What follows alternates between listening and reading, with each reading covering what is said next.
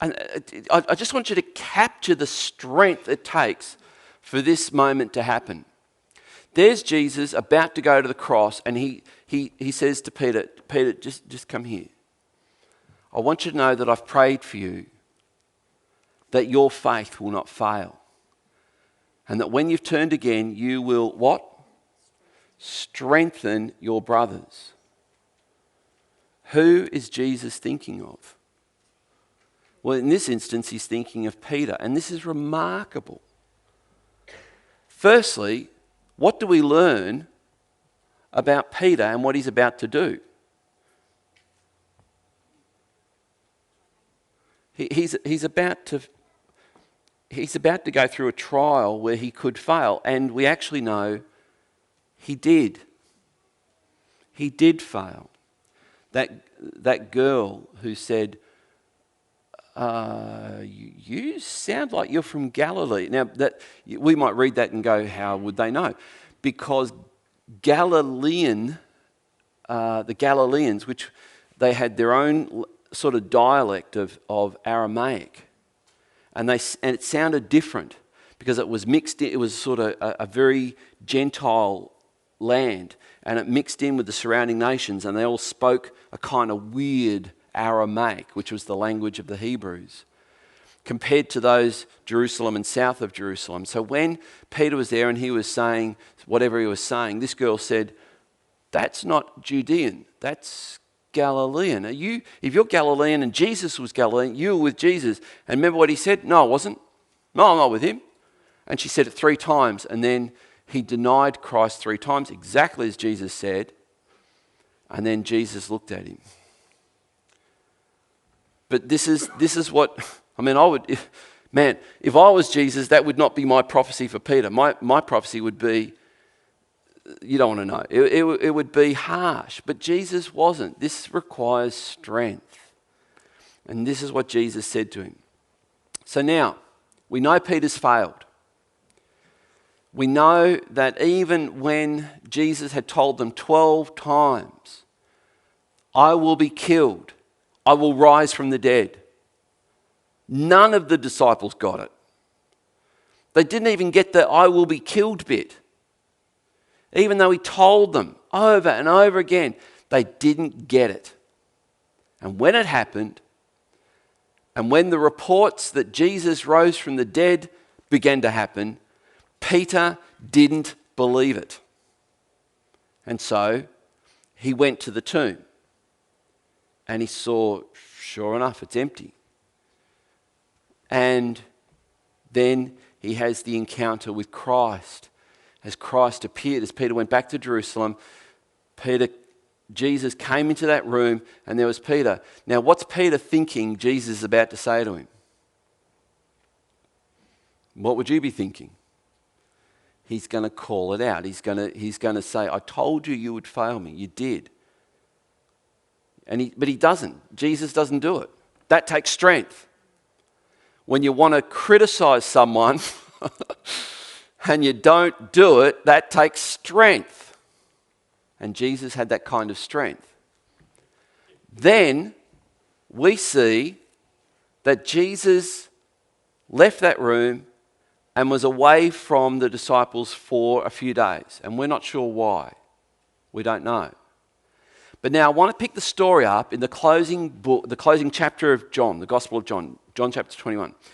This is one of my, I'll say, favourite stories in the Bible.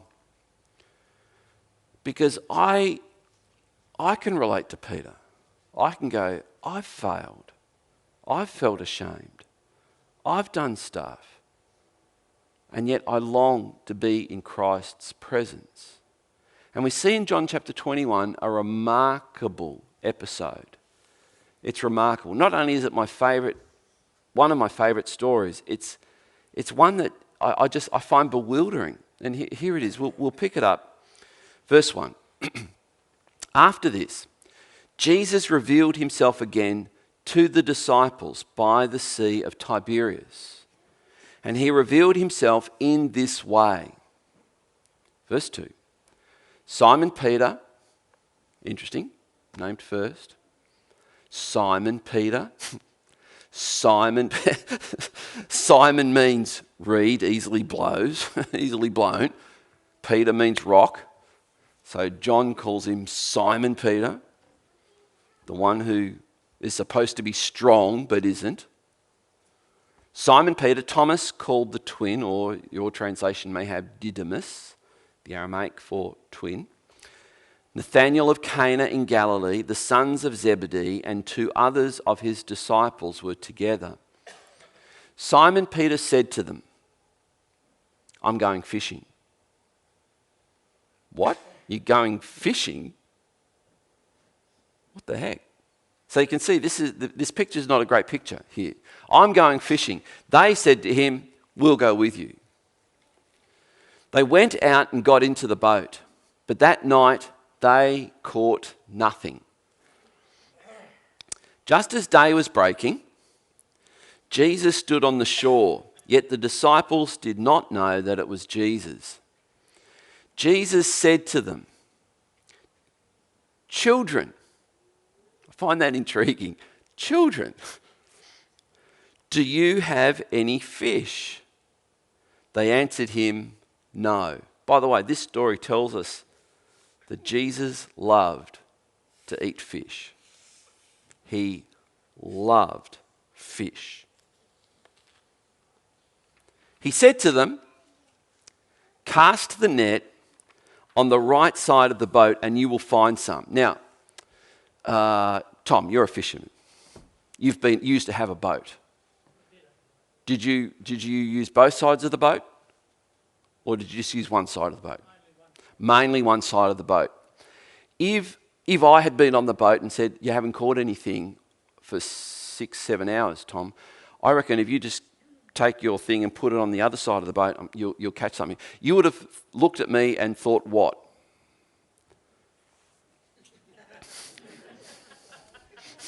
We're in church, Tom can't say it. Now, cast the net on the right. Hesitation, Tom, says more sometimes than words. Anyway, cast on the right side of the boat and you'll find some. So they cast it, and now they were not able to haul it in because of the quantity of fish.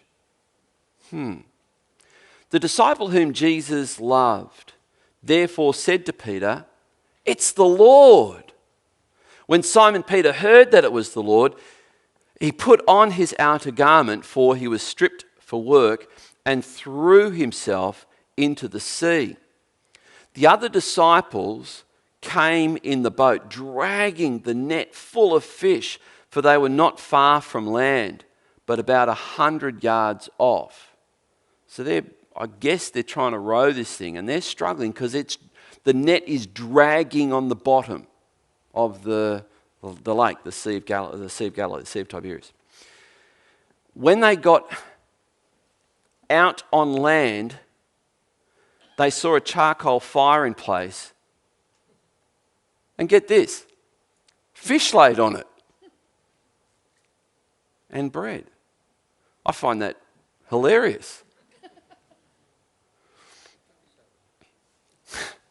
Jesus said to them, now remember who's there? Like there's 11 guys. One of them's jumped in. He's swum to shore. He's sitting there.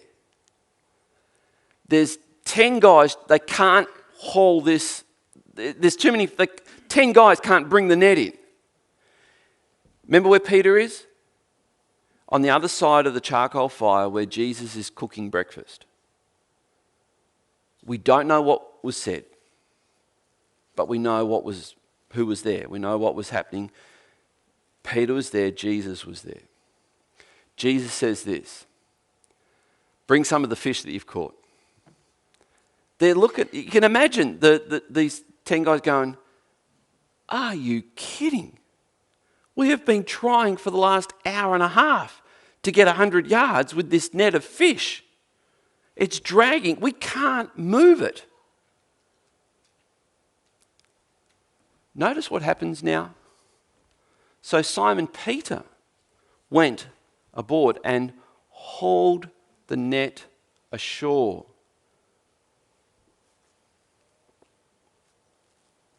What? One man? Full of large fish. 153 of them. Now, people have speculated, why the 153? I've read some of the most weird things that they say, oh, this is the prophecy of the end of the world. It's like, what? Yeah, each fish represents 6.78. You're like, well, no, it doesn't. It's 153 fish because John, who was there, was going, 1, 2, 3.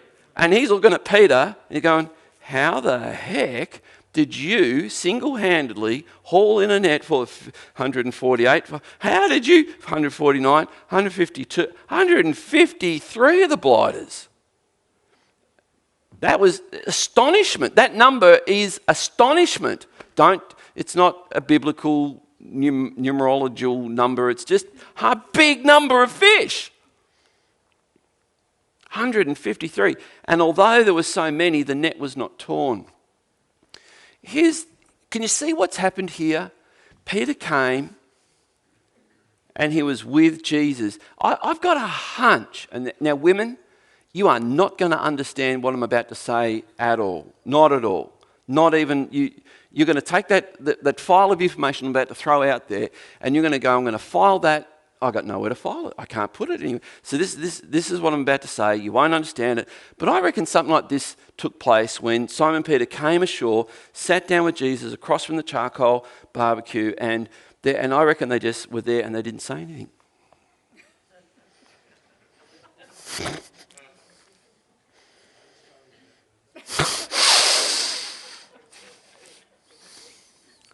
I reckon they were just there. Now this baffles women how two guys can go from Launceston to Hobart in the one car, both in the front seat, and get all the way to Hobart and haven't said anything to each other.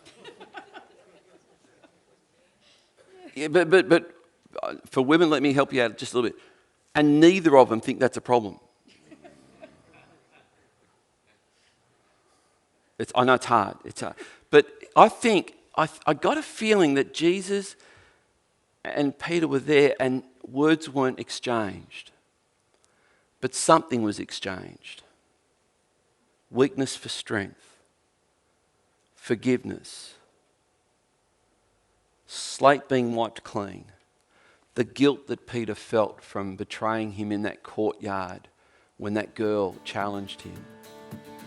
Washed away. We hope you enjoyed this video. If you did, please give it a like. If you'd like to see more, hit the subscribe button. For more information about our church, head over to lagana.org.